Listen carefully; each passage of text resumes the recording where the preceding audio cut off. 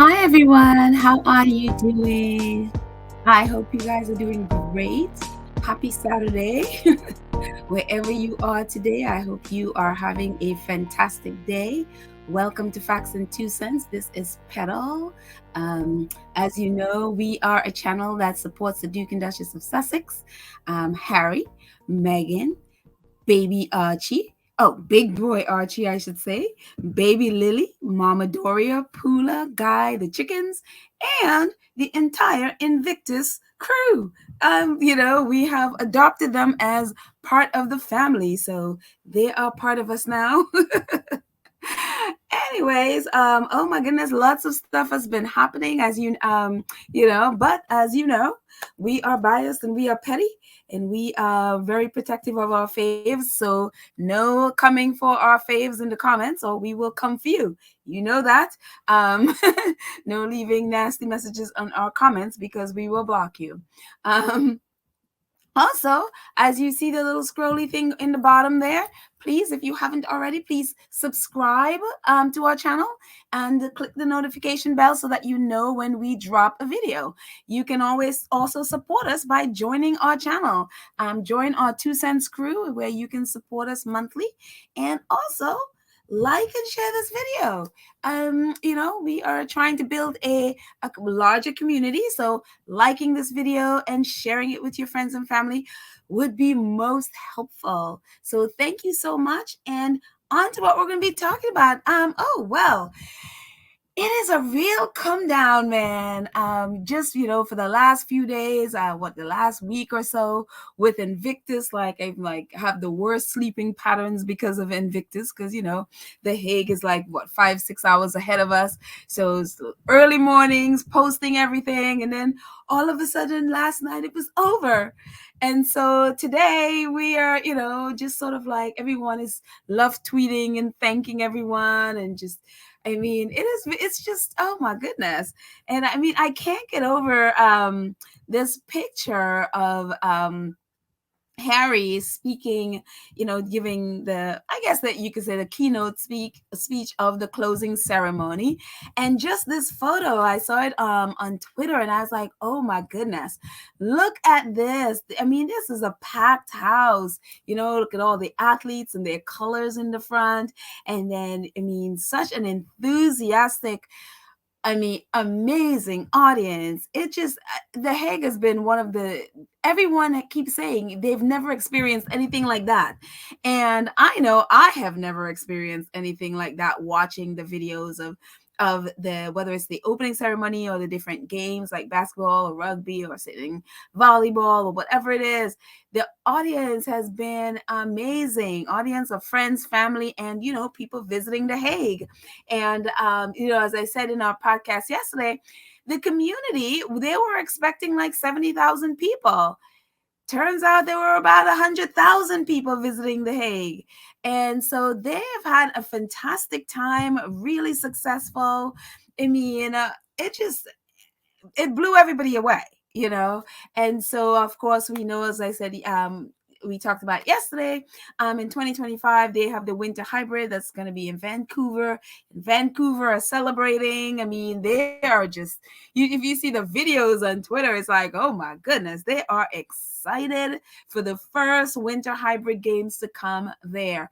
And very excited also, the community, the First Nation community, that they are partnering with Invictus, and they're just over the moon to see yes, this is what it means to to really work with the community and really include the community around, and not just show up, but they also had to get permission and all that stuff from them. And so I look forward to it. I definitely would love to be in Vancouver. I plan to be there, Lord willing, He keeps me alive. Plan to be there and celebrating Invictus and, being a reporter.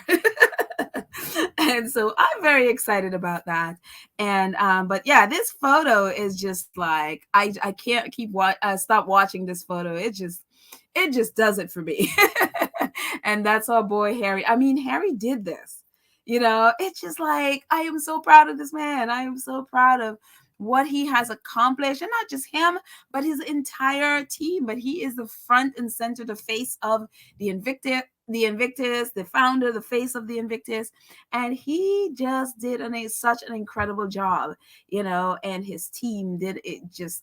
It has blown me away. And this was Harry.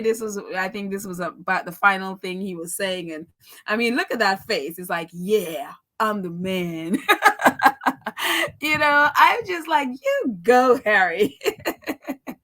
I'm just like, I love this picture. It's just like, yep, this is my baby. This is my thing, And so I am proud of him, and the work he has done. And I hope he is just, honestly, I'm sure, because he was just every single day with him at the games. I would assume Harry's probably going to sleep for the next 20 days. just roll my food right next to the bed. I will just eat it and go right back to sleep. I'm sure he is probably so tired. But so rest well, Harry. You deserve to get some rest and deserve to just enjoy and bask in what you guys have created. So I don't know if he flew out last night to go back home, or if he's flying out today, or whenever he's flying out back to go back home. But it's some well-earned time with the babies. Well-earned time, because he talked about missing them so much, and well-earned time with the family back in Santa Barbara. So good on you, Harry. Very, very, very proud. And it's so funny. The Invictus Games Foundation, they tweeted this out yesterday. They said, ahead of the night closing ceremony, the Invictus Games Foundation presented this medallion to every competitor of the games to honor their participation and commitment to recovery. And I just thought this was so fantastic of them. Like, yeah. Again, first time really watching the Invictus Games. So, I mean, of course, I paid attention before, but not as like this. And so I didn't know I didn't know if they gave this out everyone, or this is just the first time they're doing it. But I just thought it was a really, really wonderful thing for each 500 athletes or participant to get one of these these wonderful pins. And so I or medallion, really, they call it medallion. I just think it's such a wonderful keepsake and a wonderful reminder of the game. And again, they are probably back home now, coming down from the high of the games. And so just looking back on this is me something that they could hold on to. It's like, yes, I was there. Yes, this, and like Harry said in the closing ceremony, that hopefully they are able to bottle some of those moments, so that when there are the downtimes, which inevitably, when you are going through stuff like that, there are going to be downtimes, that they can open that bottle and remember, and maybe this medallion could be the things, like they look at this medallion and they could see, I am the master of my fate. And it's just like, yes, they could remember this. I am. So kudos to the Invictus Foundation, and also to all of the participants and their family. Also, I didn't know this was a thing, that at the end of the games they travel to the next location. So this popped up today.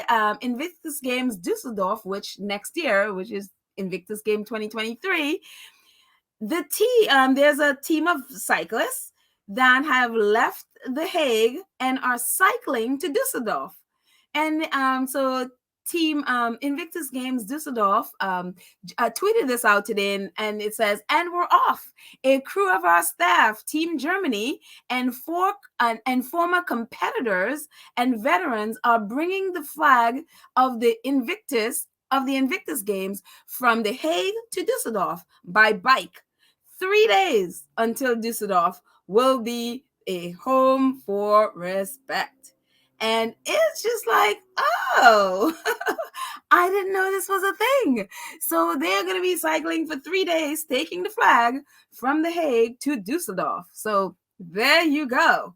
Good luck, safe travels, guys. And I just think that's so cool. It's like, the Olympic torch. So that's their torch. They're taking the Invictus flag from The Hague to Dusseldorf. And I mean, I love this so much, because it's like it cements over and over and over that how big these games are, how important these games are. And it's just like, oh wow, this is like, in my mind, a better version of the Olympics. So, and it's great because the guys cycling, they're all vets, and it just, they're former competitors and veterans, and it just, this must be such a cool honor for them to be able to do this. So good luck to you guys. And I don't know if there are any girls that are part of the team, but if they are, I only see guys in the back, or at least it looks like guys. So good luck on your travels from The Hague to Dusseldorf, Germany. And yesterday I mentioned about NATO being at the games, and so I had seen the tweet from I guess it was like one of their workers, I guess, who had tweeted about it, but I didn't check the website, their website. And so yesterday I went on the website, the NATO website, and here it was. And I was like, oh wow, they put it on their site. NATO allied and partner military representatives attended the 2022 Invictus Games. And of course, you saw that picture from yesterday. And I was like, they put it there. I was just like, oh, this is so great. And it says, on Tuesday, April 19, 2022, the deputy chair of the NATO Military Committee, Lieutenant General Lance Landrum, and military representatives from several allied and partner nations attended the 2022 Invictus Games in The Hague, Netherlands. And I just thought it was cool. And it says, during the visit, the bottom part, during the visit, Lieutenant General Lundgren briefly met the Duke of Sussex and thanked him for his continued support for the rehabilitation of disabled military personnel through sports. He also met with participating athletes and families. Grow through and through. And let's pull this away so I can read the rest. This is what the Invictus Games are all about, Lieutenant General said, and he added, we are very proud of the Ukrainian athletes who are here. And it goes on. I'm going to post the link in the show notes so you can go back and read it yourself. And so it is really cool because a lot of the athletes, I think the Ukrainian team was, they were funded by NATO apparently. And so it's like, oh, wow, I didn't realize that. So I just think it's great. But I just, I love the saying, and I think I said it wrong. The quote, it says, grow through what you go through. I think that is the quote. Grow through what you go through. And that is the whole thing. It's like whatever your struggles are, grow from it. And make sure that there's some growth from whatever that struggle is. And so I just thought it was really, really cool that, hey, NATO and the allied nations have this on their website. So I was like, you go Invictus. And what else is happening? The mayor of Hague, Jan van Zennen, she posted this message, and someone tweeted it last night, and it says, the mayor of Hague, Jan van Zennen, look back on successful Invictus Games 2022. And part of what she said is, she said, last week, after 2 years of delay, the Invictus Game 2020 finally took place in one of the most beautiful parks in The Hague, the Zuider Park. Fortunately, without far-reaching corona restrictions, wounded veterans, their friends, and families from all over the world met and found recognition and acknowledgement in sports. Spectators were inspired by the resilience and perseverance of the contestants. Given the circumstances in their country, the presence of the Ukrainian team was even more special and proves the value of the games. And she says, I hope that many inhabitants of the Hague have been able to enjoy this event, the Zuida Park, and the atmosphere. Thanks to all who contributed, volunteers, neighbors, emergency services, traffic controllers, ambassador, Prince Harry and Meghan, the Duke and Duchess of Sussex. Now, Düsseldorf is the next city to host the games. To those who have come to our city from all over the world, I say, you are always welcome in The Hague. We will meet again. Mayor Van Zennen. And so it just, again, everyone anyone that had any attachment to these games have all been raving about how amazing they were, how successful they were. So, and to tell you the truth, I mean, everything that I saw coming out of The Hague was amazing. There had been no issues that I saw at all, with every event. There's, I'm sure there may be technical stuff, whatever, but I have not really seen anything so on a negative. And so it has all been positive coming out of The Hague. So I just thought it was all fantastic. So it's like, you go. So, and again, they were only expecting 70,000, got almost, or over 100,000 people. So they definitely were amazed. So yeah. So anyway, I think I mentioned this yesterday, that someone recommended Harry for getting the Nobel Prize. And I was like, yeah, I second that. So here's this tweet. It says, Prince Harry earns Nobel Peace Prize for his work for Invictus Games. But I think that's just the translation into English. It's basically, they are basically hyping or recommending that Harry be nominated or at least receive the Nobel Peace Prize. And actually, this was actually in their press. It says, thanks to the Invictus Games in The Hague this week, many people have seen how important the sport is for people with war injuries. Millions of people worldwide watch these competitions, which were organized for the first time in 2014 after an idea of the British Prince Harry. It's not about who wins the most medals, but about the respect that society shows people who have been injured physically or psychologically, in this case, by acts of war. And it goes on to say in the bottom, it says, in 2023, it'll be exactly 75 years after the first international disabled sports event. Not Invictus, obviously, because there are many other sports event that for people with disabilities. It says, this is a nice symbolic moment for society to express its gratitude for this work. And this is very well possible with a Nobel Peace Prize for Prince Harry as the international figurehead of the Invictus Games. It is not therefore intended for him personally, but for the entire international sport for the disabled as a social tribute for 75 years of sports for the disabled. So basically, they're recommending that they give it to Harry, so he be the face of representing these international games that's geared towards people with disabilities. And so I just thought it would be fantastic. So I have to go look up and see how exactly they vote for the Nobel Peace Prize. If I am assuming it's just the people in Norway that do it, or a committee that do it. But if it's an open thing, I'm going to find it. And we should all vote for Prince Harry for the Nobel Peace Prize, because these games came at a perfect time. And it's been the most amazing, amazing thing for so many people. So yay, possible future Nobel Peace Prize.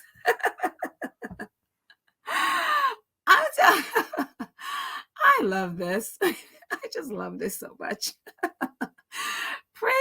King Willem is now one of my favorite people. Like, this man just knows how to enjoy himself. And I just saw this today at Den Haag. I guess this is like a paper or something in in the Netherlands. And I couldn't even read the article because it's behind a paywall. But I just love this. I just love their tagline is like, the world discovers beautiful and charming The Hague thanks to Harry and Meghan. And I was like, you know what? Yes, exactly. Exactly, because they're the one that draw people to The Hague. I had never heard about The Hague until when Archie was born and Harry went there. They were just setting up the games in 2020, and he went there. It's like a day or two after Archie was born, and so and then he was riding the bike, and they gave him that little onesie thing for Archie, and so that was the first time I was hearing about The Hague. And so yeah, it's like the world discovers the beautiful and charming The Hague thanks to Harry and Meghan. I was like, absolutely, they deserve the credit. So there. Of course, I'm sure other people knew about The Hague, but I'm giving it all to Harry and Meghan. So there you go. And this is so cute. Peace Auditero, she is a squatty who has been at the Invictus Games, and she has been doing some great reporting. With pictures. She met Prince Harry, and she met all these other people, and so she has been really just meeting different athletes and stuff, and so she's been posting it online, and she posted this today. She said this is Alfred, and he is in charge of Invictus in Germany 2023.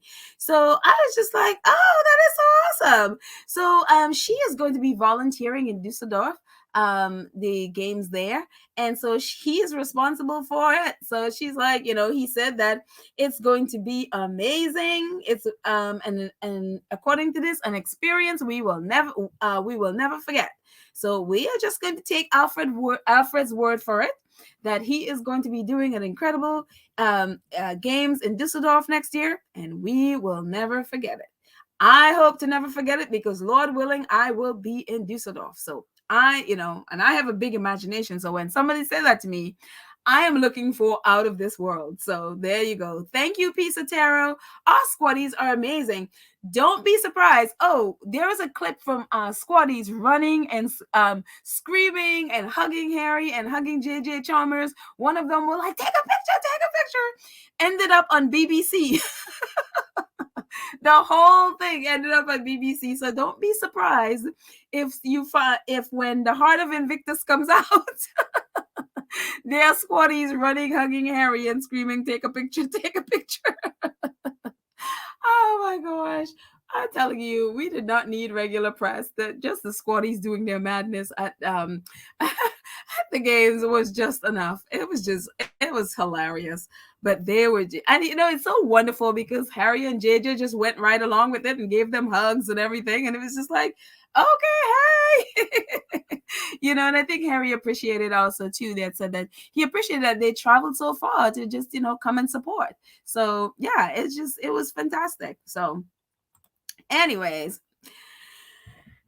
moving on from, so let's just wrap up. So that was all, I guess, goodbye to The Hague. And there are so many wonderful memories that we all have. I think I'll put like some photos in a video or something, so that and just post it on the site so we can just have them.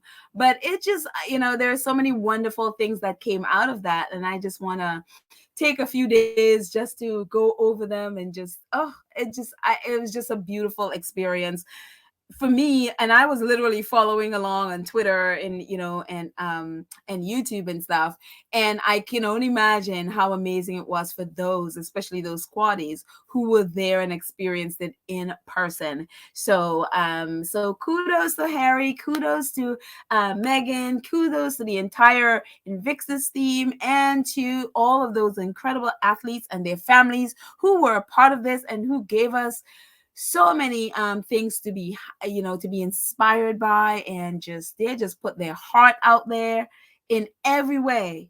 And so I can't wait to be able to experience Invictus 2023. So anyway, so that's it for Invictus coverage, and moving on to to the Charmless Offensive Tour Part 2. And today, this came out, and the royal family warned against insulting Black people as St. Lucia leg of the royal tour begins. And I'm telling you, the Caribbean people are so over the royal family. We are not playing. I mean, it's come to the point of like, we are not mincing words. This is what it is. Do not come here and insult our people.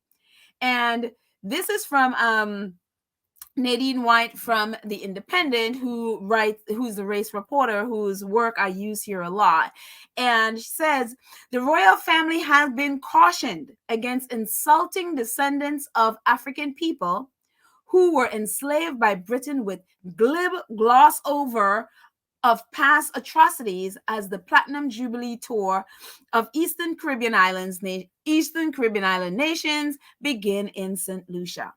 So the reparations commission is like, they're like, we're not having it. Do not come here and insult Black people, and then it says, Doreen, I don't know if that's how she says her name, Omar, the chairman of the Antigua Barbuda reparations commission, said the Queen's reign has been so long and mind-numbing that persons in this country, some who now see themselves as political saviors, still cling to the colonial doctrines and structures. She goes on to say, our head of state has not been here on this island for many years. The remnants of colonial rule has been hidden from her.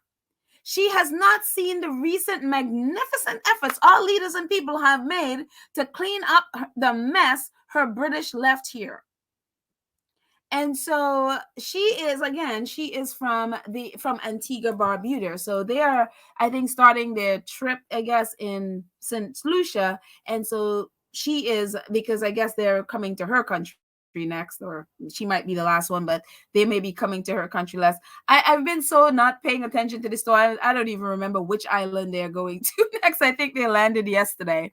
And so the Antiguans, who they're coming up to, they're going to be going to their reparations committee. They put out, and that's one of the things they said they were going to do. They were going to present Sophie and Edward this letter, and they're also going to publish it. So they published this letter today, and oh my goodness, they were not mincing words. They are like, And I'm going to read some of it. It's going to be a little bit lengthy, but I'm going to read some of it. And it is just, it says, Antiguans and Barbudans are a respectful people. And so we will join our Governor General, our Prime Minister and government to welcoming you to our nation as representatives of Head of State Queen Elizabeth II. We ask for a return of similar respect. It has become common for members of the royal family and representatives of the government of Britain to come to our region and lament that slavery was an appalling atrocity, that it was abhorrent, that it should not have happened, i.e., they're marking what William just said. We have heard such from your former Prime Minister, David Cameron, and most recently, your brother, the Prince of Wales, and your nephew, Prince William. But such sentiments did not convey new knowledge to us. African people and their descendants, as most of us are, have known such since the middle 16th century. We have been on the receiving end of the barbarity. We hear the phony sanctimony of those who came before you, that these crimes are a stain on your history. For us, they are a source of genocide and of continuing deep international injury, injustice, and racism. We hope you will respect us by not repeating the mantra, we are not simpletons. We know that the British Crown, both as a royal family and as an institution, is historically documented as an active participant in the largest crimes against humanity of all time. We know that during the 17th century, your family ancestors were owners and investors in the Royal African Company and associated companies, Royal Gambia Company and the Royal Adventurous Company, set under Charles II and his cousin King James II. We know that these companies, all dubbed royal, engaged in kidnap and transport of hundreds of thousands of enslaved Africans across the Atlantic Sea to the Caribbean. We know that the crown owned enslaved Africans as late as 1831, 3 years before the passage of the Emancipation Act. Those slaves included our ancestors. We ask that you respect that. We also know that no one today in your family was alive when the crimes against humanity were committed. So please do not tell us that again either, as others before you have done. We know, however, that everyone in your family continues to live in the splendor, pomp, and wealth attained through the proceeds of the crimes. We know that the former British Prime Minister has described these Caribbean nations as the slums of the empire. We know that our leaders, respectful as they are, will find ingenious ways to hide the physical shame of slums from your eyes. But we assure you that across our regions, many still live in deep, persistent poverty and social despair. The call for reparations is not an academic exercise.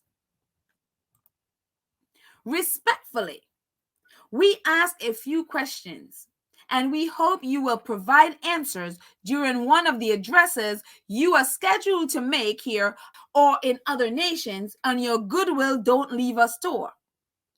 Why is it so hard for you to sincerely apologize for your nation's role in slavery, like decent human beings do when they offend?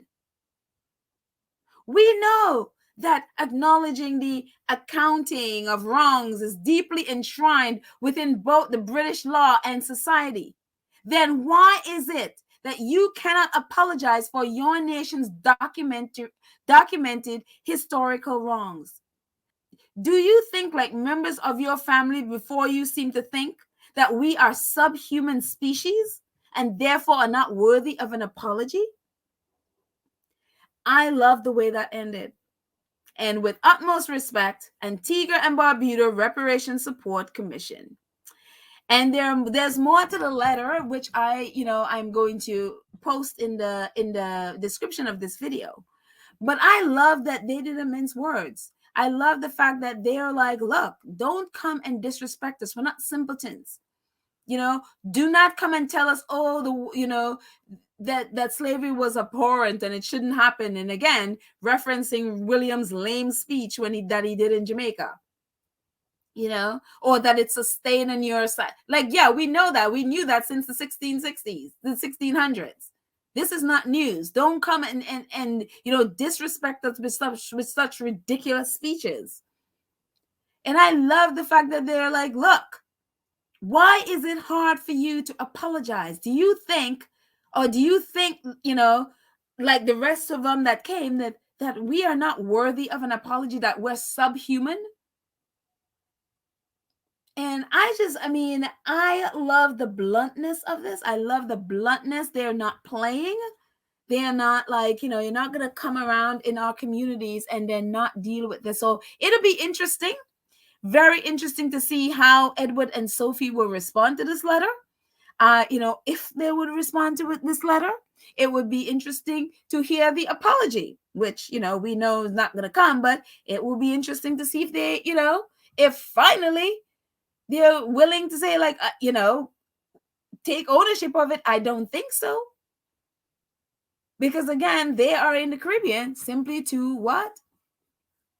as the letter says, they're on a goodwill, don't leave us tour, which is exactly what they are. Don't leave the Commonwealth, please don't kick out, basically don't kick out the Queen as head of state.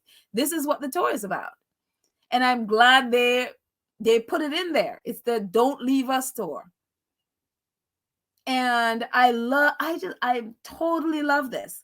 And I think this is the attitude of most in the Caribbean. Like, we are over it. We're over you. And the thing that I haven't heard is Grenada pulled out because, they were only going to spend 8 hours in Grenada. And Grenada was like, well, this is not worth our while. And we're definitely not going to take taxpayer money to fund you, with all these expenses, especially for security. And you only stay in our country for 8 hours. And then our citizens, or very poor citizens, have to pick up the bill. And I am assuming, and I haven't heard anything, but I am assuming that Antigua, Barbuda, St. Vincent and the Grenadines, they're most likely picking up the bill, which is ridiculous. So we'll see. But the bluntness of this letter is, definitely more blunt than the ones from, Kate and William's store. This is definitely, it's like, look, we're putting it in your face. We know who you are, and do not dare come here and disrespect us. Okay, do not dare. And as the video that I mentioned last night, where the gentleman was saying that anywhere you walk in the Caribbean is basically a crime scene, a British Empire crime scene, and any British royal family put their foot on any soil in the Caribbean is you're walking on a crime scene. Crimes perpetuated by your people, by your ancestors. And so, I thought, again, that is just so powerful. So I am just like, kudos to you, Antigua. So I don't know if there are protests going to be happening. I don't know. I hadn't heard anything, any protests or any, other than the reparation committees of these countries, I had not heard. So hopefully people, are very much aware and will say something and do something. So I'll keep my eyes open. So, but anyways, moving on. So one of our squaddies posted this, and I was like, the royal, I don't know what it's going to take for the royal family to get it. They are so steeped in colonization. They're so steeped in this. Like, I just look at this picture. They are exchanging gifts. And Mr. P, I guess he's the the prime minister there, St. Lucia, and he gave them this beautiful watercolor painting, and what as a gift, as a welcome gift. And what did Edward and Sophie bring? An autographed picture of themselves as a gift.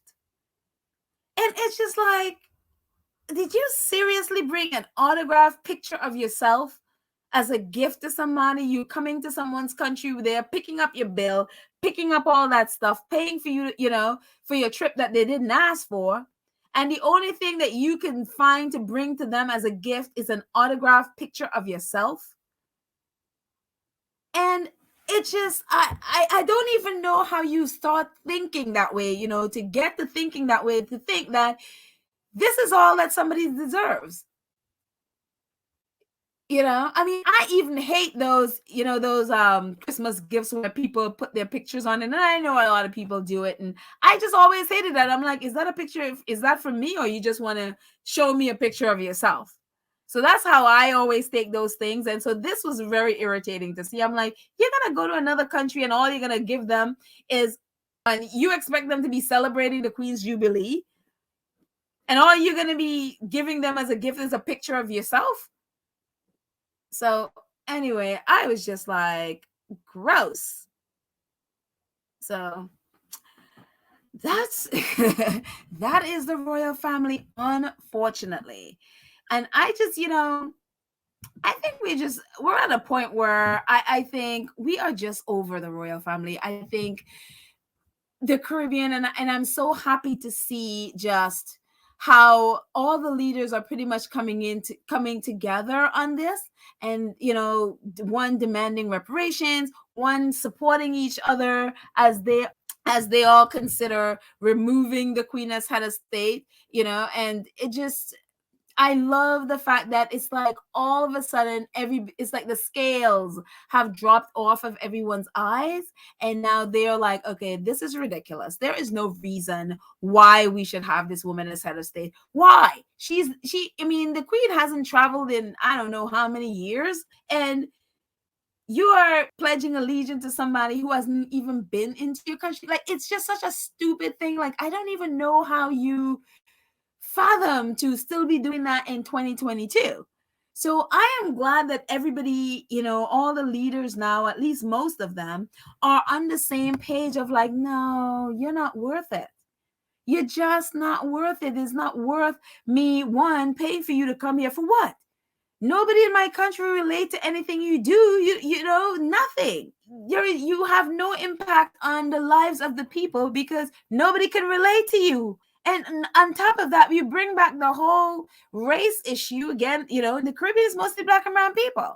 And the fact that she still, again, and I bring this up over and over, she still has the exemption where she doesn't have to follow UK race discrimination law. So she can literally discriminate against Black and brown people and women in her monarchy.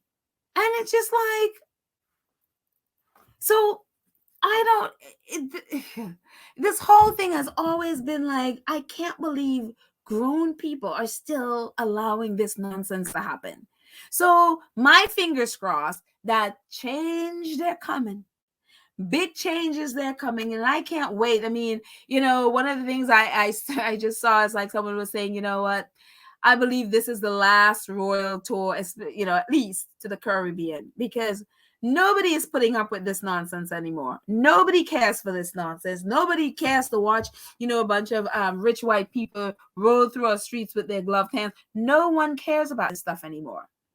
And so I look forward to that domino is starting to happen. Jamaica is working on theirs. Belize is working on theirs. Hopefully Bahamas, they're talking about working on theirs. And St. Lucia and Antigua look like, okay, we're ready. Especially Antigua, like, don't come here and disrespect our people. They are ready to go. I mean, I look forward to the day that all of them remove for, next African countries. And then they do something about this ridiculous Commonwealth, because I don't see the purpose of I don't see it. And especially the fact that the Queen is head of the Commonwealth and then it goes over to Charles. I mean, I don't even understand how you can have Prince Charles the head of a Commonwealth, the most corrupt person that, has an investigation going on against them. Like, I don't understand how you feel okay to have one of the most corrupt people as head of the Commonwealth. And so, there's 54 member nations. Again, nobody in those 54 nations could be the head of the Commonwealth other than the son of the Queen. And so I just hope, that as the scales continue to fall off, that the leaders will see like there is something wrong with this Commonwealth. We have to redo it, either squash it and start over and start something new, or completely redo the Commonwealth. And because, again, it may benefit the people who, the leaders of the Commonwealth, where they get together and, be chummy, but it's not translating to the people. So then what is the benefit of it?